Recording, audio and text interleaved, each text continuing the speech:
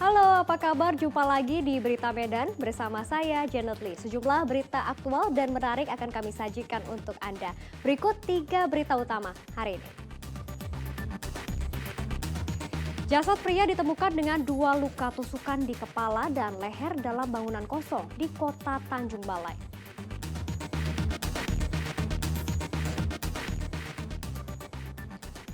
Pasangan suami istri dan balita ditemukan tewas di laut perairan Belawan, Kota Medan.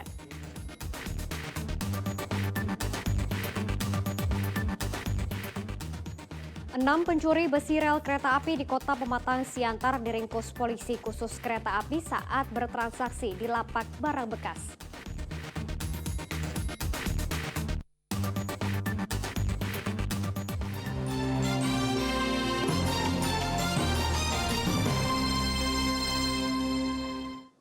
Kita ke informasi yang pertama, jenazah pria ditemukan dengan 2 luka tusukan di kepala dan leher di kota Tanjung Balai. Polisi temukan sebilah pisau tidak jauh dari jasad korban.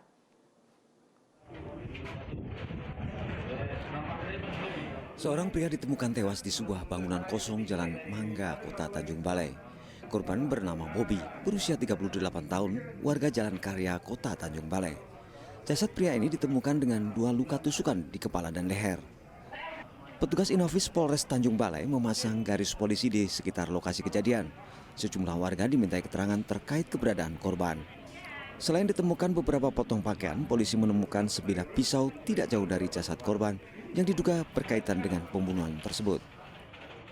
Ada ditemukan satu sosok mayat ya, kemudian kami olah TKP, ya setelah kami olah TKP beserta personel, ya di sini kami menemukan seorang pria ya, yang diduga ini korban penusukan ya. Di sini ada tikaman, ada bekas luka tajam, luka tusuk. Polisi telah memeriksa istri dan anak korban serta warga yang pertama kali melihat jasad korban sebagai saksi. Jenazah korban dibawa ke Rumah Sakit Bayangkara, Medan untuk dilakukan otopsi. Tuti Alawiyah Lubis melaporkan dari Kota Tanjung Balai. Pasangan suami istri dan sang anak yang masih balita ditemukan tewas di laut perairan Belawan, Kota Medan. Diduga keluarga tersebut jatuh ke laut akibat cuaca buruk saat melaut.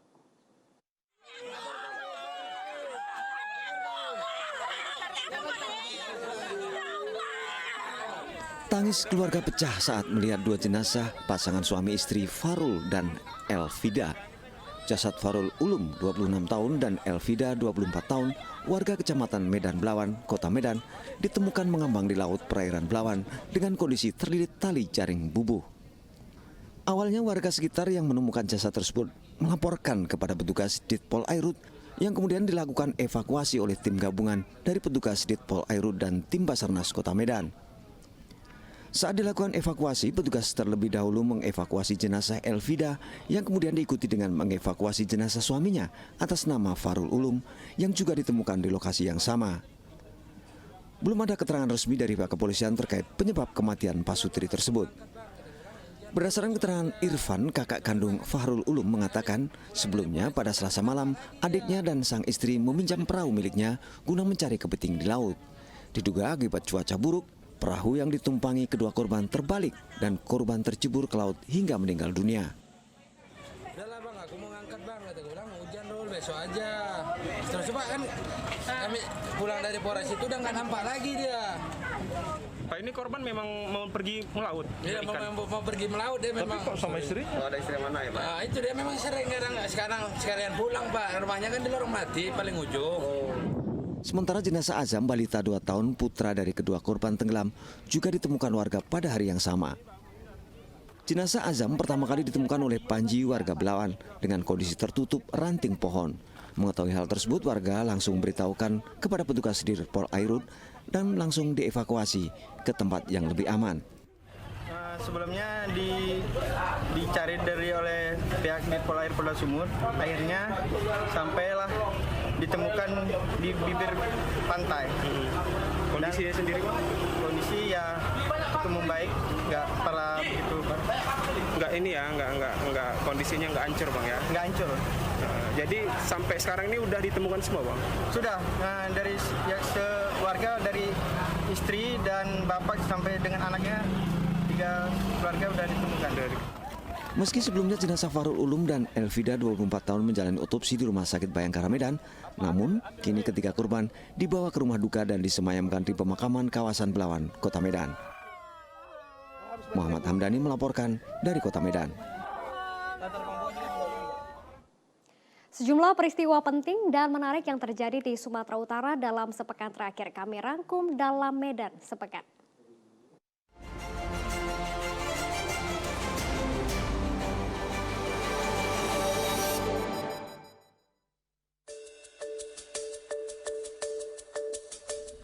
Pusat perbelanjaan oleh-oleh khas Kabupaten Serdang Bedagai, yaitu Dodol Bengkel, dibanjiri banyak pengunjung. Memasuki masa arus balik, lebaran pengunjung datang baik dari luar dan dalam Kabupaten Serdang Bedagai. Oleh-oleh khas kawasan Serdang Bedagai, Dodol, tersedia dengan aneka ragam rasa yang mengundang selera. Harganya pun bervariasi, mulai harga Rp10.000 hingga Rp50.000 per kilogramnya, tergantung jenis dodol yang dipilih pembeli.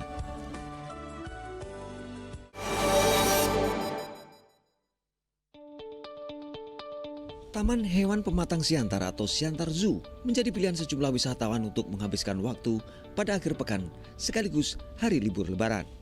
Lokasi wisata ini cocok sebagai tempat bermain dan wisata edukasi. Pengunjung bisa menemui sejumlah hewan seperti harimau Sumatera, harimau putih, berbagai jenis ular dan berbagai jenis burung yang langka. Menariknya lagi, pengunjung dapat bersuah foto dengan hewan, salah satunya seekor ular piton yang sudah jinak.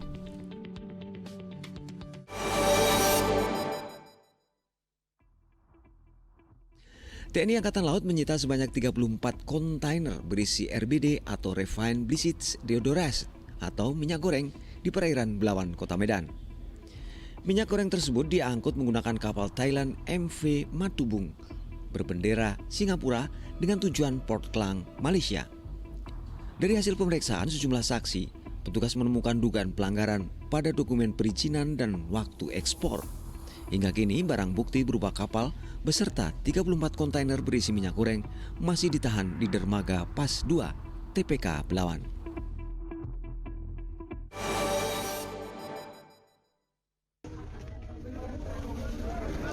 Tangis histeris keluarga tak terbendung menyambut kedatangan jenazah David yang dibawa dengan ambulan dari Yogyakarta.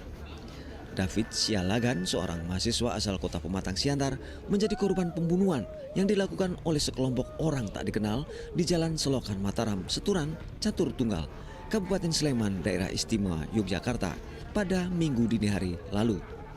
Korban David merupakan mahasiswa jurusan etnomusikologi pada Fakultas Seni Pertunjukan Institut Seni Indonesia Yogyakarta.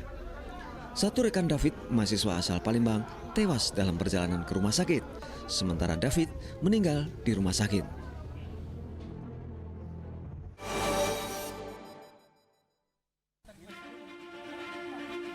Polda Sumatera Utara menetapkan 2 orang tersangka atas kejadian longsor di lokasi tambang ilegal pada 19 April 2022 lalu yang menewaskan 12 wanita penambang di Kabupaten Maniling, Natal.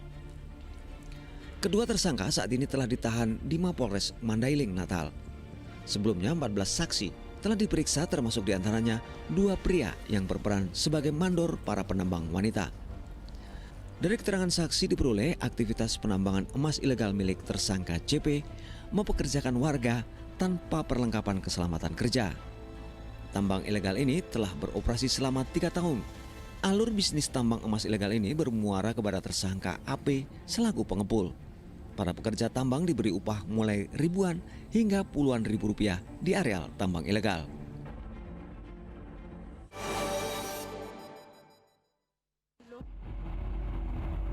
Bayi perempuan berusia 8 bulan asal Kabupaten Deli Serdang dirawat intensif di ruang unit perawatan intensif anak RSUP Haji Adam Malik Medan sejak beberapa hari lalu.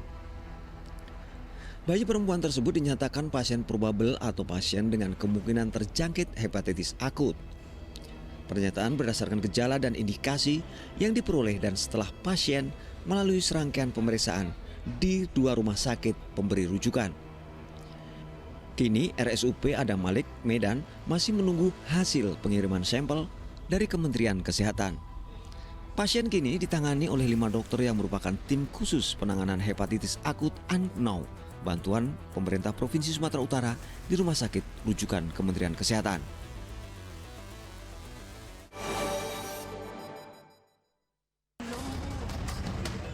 Kasus hepatitis akut yang tidak diketahui etiologinya ini dilaporkan terjadi pada anak-anak berusia 1 bulan hingga 16 bulan.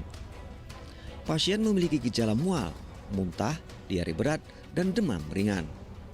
Gejala bisa berlanjut dengan air kencing berwarna pekat, BAB berwarna putih pucat, warna mata dan kulit menguning, kejang, dan kesadaran menurun. Masyarakat diharapkan untuk tetap menjalankan perilaku hidup bersih dan sehat, rutin melakukan cuci tangan pakai sabun pada anak-anak, makan makanan dalam keadaan matang dan bersih, tidak bergantian alat makan dengan orang lain, menghindari kontak dengan orang sakit, menjaga kebersihan rumah dan lingkungan, serta menerapkan protokol kesehatan seperti biasa, yaitu mengurangi mobilitas, menggunakan masker, menjaga jarak dengan orang lain, dan menghindari keramaian dan kerumunan.